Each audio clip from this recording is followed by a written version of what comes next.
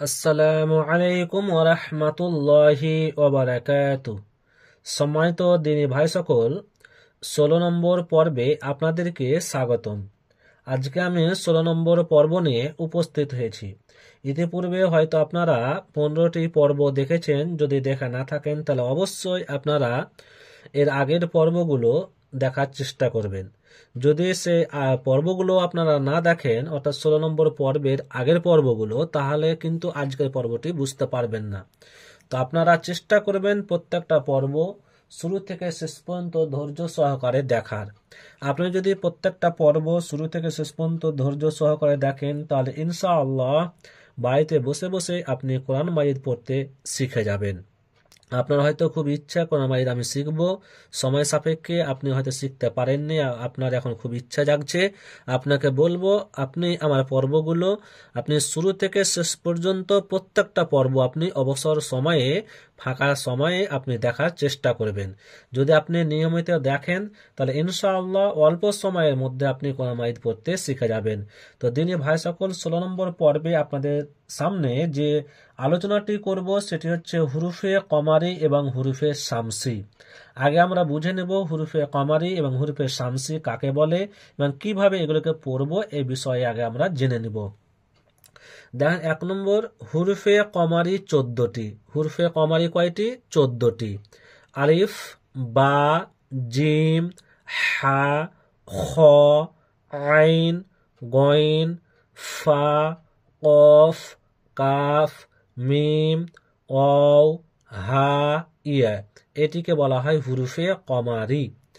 দেখেন তারপরে কি বলছে, যদি আলিফ ও লাম হুরুফে কমারির প্রথমে আসে। কি আসে? আলিফ এবং লাম। মনে রাখেন, আলিফ এবং লাম যদি হুরুফে কমারির প্রথমে আসে, তাহলে আলিফকে বাদ দিয়ে শুধু লামকে পড়তে হয়। একে ইজহারে কমারি বলে। একে ইজহারে কি বলে? কমারি বলে। তাহলে এখানে দেখেন একটি উদাহরণ দিয়েছে, অল কমারি। আপনাদেরকে আমি লিখে দেখাই বড় করে, তাহলে আপনারা বুঝতে পারবেন। দেখেন, আমি অল কমারিটা লিখে দেখাচ্ছি। ওয়াল কমারি, অলাম যাবার ওয়াল, কফ যাবার ক, মিম যাবার মা, রজের রি। এখানে দেখেন আলিফটি কি হচ্ছে? বাদ হয়ে যাচ্ছে। লামটি কিন্তু ব্যবহার হচ্ছে। লামটি কেন ব্যবহার হচ্ছে? এই যে দেখেন, লামের পরে যে এসেছে কফ, এই কফটি কিন্তু হুরফে কমারির শব্দ। এই যে দেখেন এখানে কি বললো, যে 14টি যে হুরফে কমারি বললো, তার মধ্যে একটি হচ্ছে কিন্তু কফ। তো এখানে কি বললো, যে যদি আলিফ ও লাম হরফে কামারির প্রথমে আসে, তাহলে আলিফ ও লাম হুরফে কামারির প্রথম আসে, তাহলে আলিফকে বাদ দিয়ে, কাকে বাদ দিয়ে?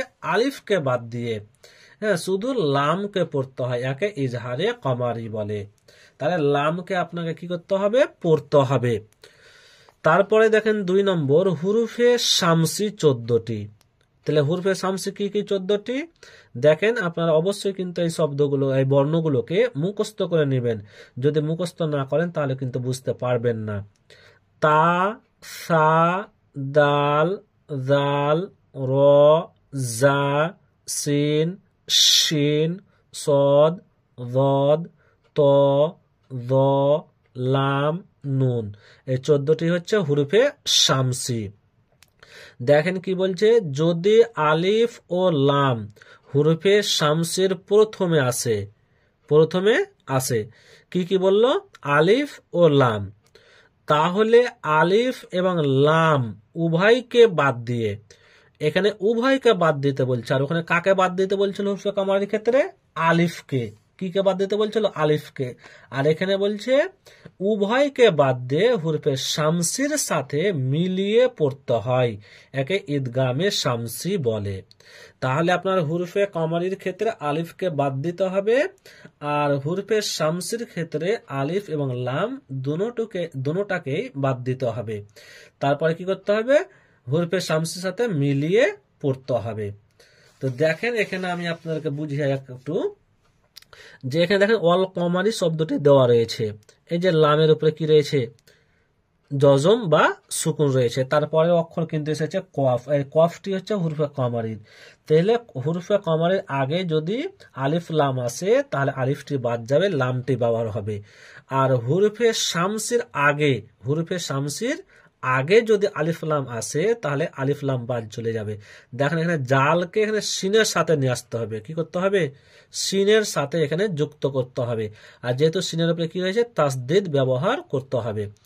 তাহলে আশা করি আপনারা বিষয়টি বুঝতে পারলেন। যদি বুঝতে কোনো অসুবিধা হয় তাহলে আপনারা অবশ্যই কমেন্টের মাধ্যমে জানাবেন। দেখেন আমি এবারে পড়ছি। প্রথমে হুরফে কমারিটি পড়বো। যে 2 লাইন রয়েছে হুরফে কমারি, আর এই নিচের 2 লাইন রয়েছে হুরফে শামসি। ওয়াউলাম জাবার ওয়াল, এখানে আলিফটি বাদ।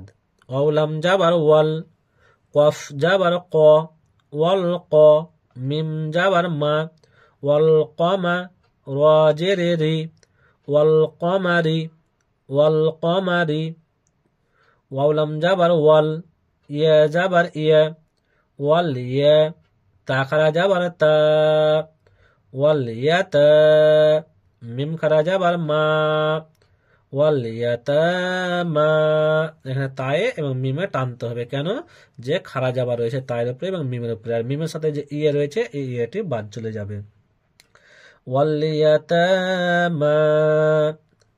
ওয়াও লাম যাবার ওয়াল, হামজা কফ যাবার আক, ওয়াল আক, র যাবার র, ওয়াল আক র, বায়া জেরে বি, ওয়াল আকরাবি, নুন যাবার না, ওয়াল আকরাবিনা, ওয়াল আকরাবিনা।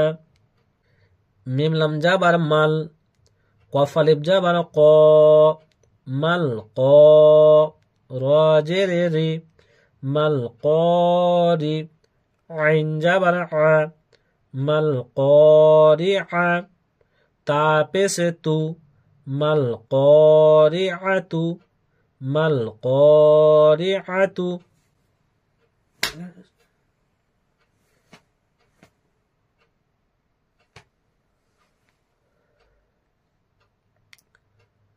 হা পেশে হু, মিম লাম পেশে মুল, হুমুল, মিম ফা পেশে মুফ, হুমুল মুফ, লাম জেরে লি, হুমুল মুফলি। হাওয়া পেশে হু, হুমুল মুফলিহু, নুন যাবার না, হুমুল মুফলিহুনা, হুমুল মুফলিহুনা। তাহলে এই 2 লাইন কি ছিল? হুরুফে কমারি। আলিফগুলো বাদ চলে গেল, লামগুলো ব্যবহার হলো। এবারে যে 2 লাইন রয়েছে এটি হচ্ছে কি? হুরুফে শামসি। আলিফ লাম দুটোটি বাদ চলে যাবে। দেখেন হামজা জেরে ই, জাল সিন যাবার জাস, ইজাস, সিন মিম যাবার শাম, ইজাস শাম, সিন পেসু, ইজাস শামসু, ইজাস শামসু। কাফ আলিফ যাবার কা, নুন নুন যাবার নান, কানান, নুন আলিফ যাবার না, কানান না, সিন পেসু, কানান নাসু, কানান নাসু।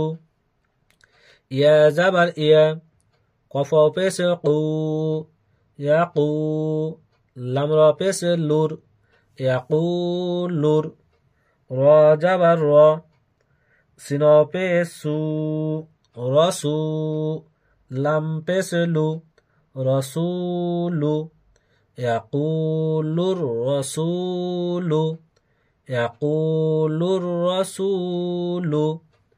হামজা যাবার আ, কফিয়া জেরে কি, আকি, মিম সদ পেশে মুস, এই যে মিমটি সদের সাথে চলে আসবে, আকিমুস।